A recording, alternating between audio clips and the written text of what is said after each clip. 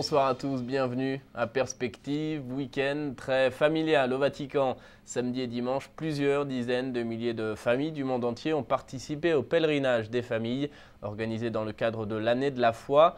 Un événement spirituel de prière et de recueillement, mais aussi de fête et de convivialité. Sur la place Saint-Pierre, le pape s'est adressé samedi aux familles, ne cachant pas la difficulté de l'existence. Il rappelle que le plus pénible reste le manque d'amour, l'absence d'un sourire ainsi que le silence qui parfois plane sur les relations entre individus d'une même famille. Pour surmonter les épreuves, dit le pape, la grâce du sacrement est nécessaire. Les sacrements ne servent pas à décorer la vie, le sacrement du mariage n'est pas une belle cérémonie. Les chrétiens se marient dans le sacrement parce qu'ils ont conscience d'en avoir besoin, a encore dit le pape.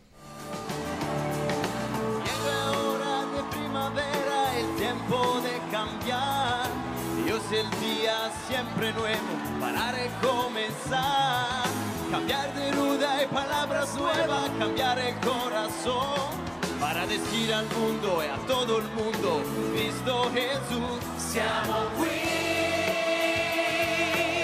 sotto la stessa luce, sotto la sua croce, cantando ad una voce, Emanuele, Emanuele, Emanuele.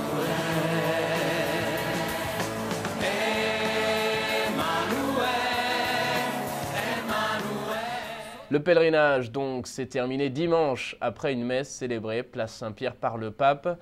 Dans son homélie, le Saint-Père a incité les familles à partir en mission. Une famille chrétienne, dit-il, est une famille qui prie, qui garde la foi et qui vit la joie. Une joie qui vient d'une harmonie profonde entre les personnes. Écoutons le résumé de la télévision du Vatican.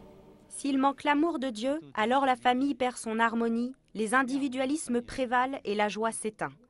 Sur une place Saint-Pierre remplie de fidèles et de familles rassemblées venant des quatre coins du monde pour l'année de la foi, le pape François a célébré la Sainte Messe, rappelant que la famille est le levain de la société. La vraie joie qui se goûte dans les familles, ce n'est pas quelque chose de superficiel, a clarifié le souverain pontife dans son homélie. Elle ne vient pas des choses et des circonstances favorables, mais d'une harmonie profonde entre les personnes qui nous fait sentir la beauté de se soutenir côte à côte sur le chemin de la vie.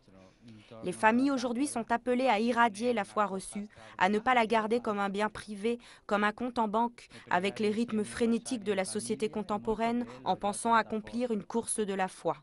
Avant de réciter la prière de la Sainte Famille pour les familles du monde entier, le pape François a enfin confirmé l'importance de l'oraison, pas celle du pharisien alourdi du lest de la vanité, mais celle du publicain, la prière du pauvre agréable à Dieu.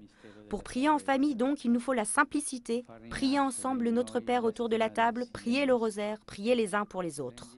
Et puis avant cela, samedi, le pape recevait le président du Panama, Ricardo Martinelli Berrocal. Les deux hommes ont échangé sur la situation du pays, notamment sur la politique sociale du gouvernement et ses projets de développement.